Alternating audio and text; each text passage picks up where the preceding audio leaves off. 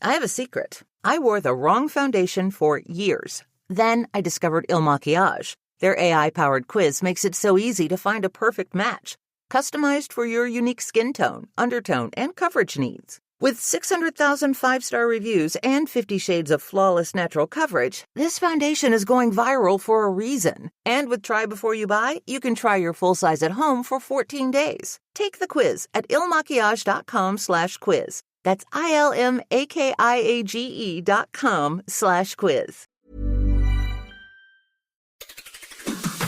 On today's Smart 7, rioting continues across the UK, Israel braced for Iran strikes and lots more. It's Tuesday 6th of August, it's International Scuba Day and happy birthday, Michelle Yeoh. The Smart 7. It's news, but not the news.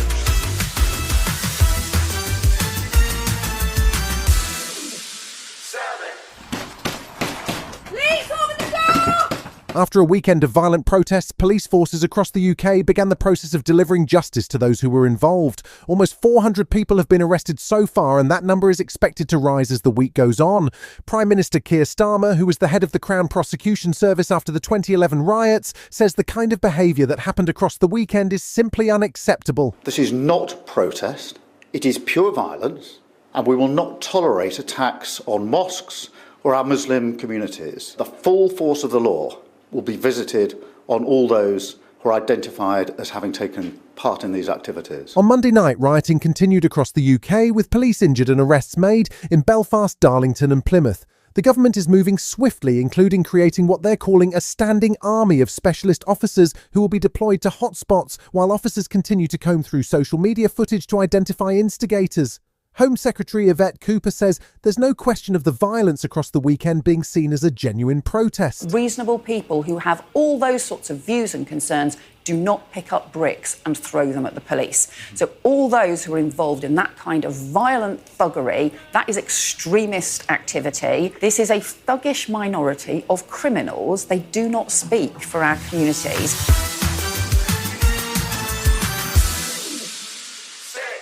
There was political reaction to the unrest on Monday, with Shadow Home Secretary James Cleverly critical of how the new Labour government responded to the events on the streets of cities across the UK. They should and could have been quicker. We want to support the government in taking firm action against this violence and disorder, but they have to move much more quickly. They have to be more agile, more decisive. There were calls from both sides of the House for a recall of Parliament, with Reform UK leader Nigel Farage repeating a far-right trope about a two-tier policing system in the UK.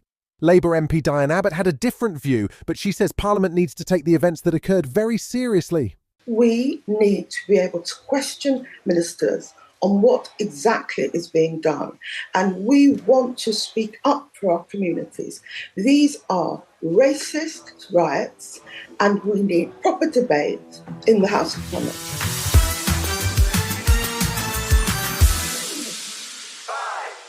The Bangladeshi Prime Minister Sheikh Hasina fled the country on Monday, reportedly landing in India after a swift resignation. Her exit led to massive celebrations in the streets, with footage of protesters breaking into her residence, but there were also more violent protests as crowds attacked police and government buildings, with reports of at least 66 people killed. There have been increasingly deadly protests over the past few weeks, which started with a dispute over a quota system for government jobs, but spilled over into wider unrest.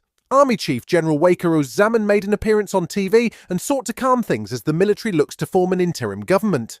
The Honourable Prime Minister has resigned.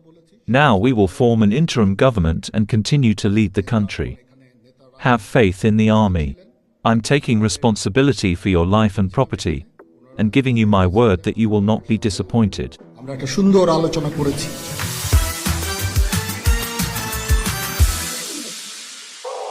Despite concerted diplomatic efforts in the Middle East, it's expected that Iran will once again strike at Israel with a combination of ballistic missiles and drones.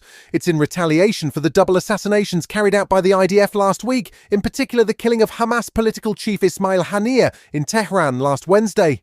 The US, Israel and allies are on standby to swing into action once again to defend the skies, with Saudi Arabia explicitly warning Iran that it would not tolerate any missiles travelling through its airspace. There's been multiple warnings to foreign nationals to leave Lebanon as soon as possible, and former UK Ambassador Tom Fletcher says the tensions have been accelerating rapidly. We're in this sort of tit-for-tat escalation between Israel and Hezbollah, and these are very dangerous moments. There's a real risk of miscalculation. And that's why these warning lights are flashing so brightly red for the moment, and why the messages are so clear that internationals have got to get out of Lebanon. Still to come on the Smart 7, golden world records for Team GB, and Kit Harington tries to play it cool right after this. This season, Instacart has your back to school. As in, they've got your back to school lunch favorites like snack packs and fresh fruit. And they've got your back to school supplies like backpacks, binders, and pencils. And they've got your back when your kid casually tells you they have a huge school project due tomorrow. Let's face it, we were all that kid. So first, call your parents to say I'm sorry, and then download the Instacart app to get delivery in as fast as 30 minutes all school year long. Get a $0 delivery fee with your first 3 orders while supplies last. Minimum $10 an order. Additional terms apply. Welcome back.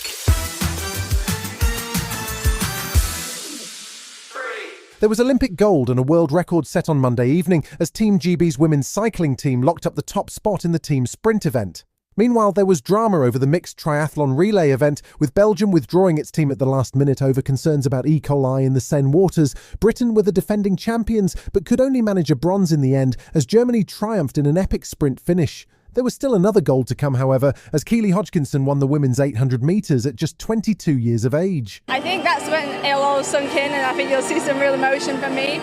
But yeah, no, that was absolutely incredible. I've worked so hard for this over the last year, and I think you can see how much it meant to me when I crossed the line. And yeah, I can't believe I've finally done it. It means so much, and to do it here, where better. The audience was absolutely incredible. It felt like a home crowd to me in itself in Paris. So yeah, I'm super happy. If you haven't got up to speed with industry yet, you need to get a move on. It's a HBO show that is somewhere between Succession and Euphoria, and it's been called the most cynical show on TV. It's set in a London investment bank called Pierpoint, and it follows the power struggles that come with high finance, high risks, and huge rewards. Season 3 is due to drop on August 11th, and the man we'll always know as Jon Snow, Kit Harington, is set to join the cast as a venture capitalist called Lord Henry Muck. He says he loves the show, but he tried to play it cool on set. I was a fanboy of this. I was coming in as the fanboy, and I remember on Game of Thrones we'd have people coming in who were kind of fans of the show, and they were overawed by being on the set. Right. And I felt exactly like that, not wanting to kind of like ask for selfies with the rest of the cast. Monday saw the end of House of the Dragon Season 2 with an episode described as all cliffhanger and no action, but you can find out what Chris and I really think on the latest episode of Dragoncast wherever you get your podcasts. In the meantime, clear some space in your calendar for Season 2 of The Last of Us, which is due on Sky Atlantic in 2025. The first teaser for the second season has just dropped, and we see Pedro Pascal and Bella Ramsey make their return alongside new arrival Gold Globe nominee Caitlin Dever, who plays Abby. We don't have a release date yet, but it looks every bit as good as Season 1. Did you hurt her? Then what? What did you do? I saved her. You've been listening to The Smart 7. We'll be back tomorrow at 7 a.m. Hit that follow button and have a great day. Give us 7 minutes, we'll give you the world. Let's talk about something that's not always top of mind, but still really important. Life insurance. Why? Because it offers financial protection for your loved ones and can help them pay for things like a mortgage, credit card debt. It can even help fund an education. And guess what? Life insurance is probably a lot more affordable than you think. In fact, most people think life insurance is 3 times more expensive than it is. So with State Farm Life Insurance, you can protect your loved ones without breaking the bank. Not sure where to start? State Farm has over 19,000 local agents that can help you choose an option to fit your needs and budget. Get started today and contact a State Farm agent or go to statefarm.com.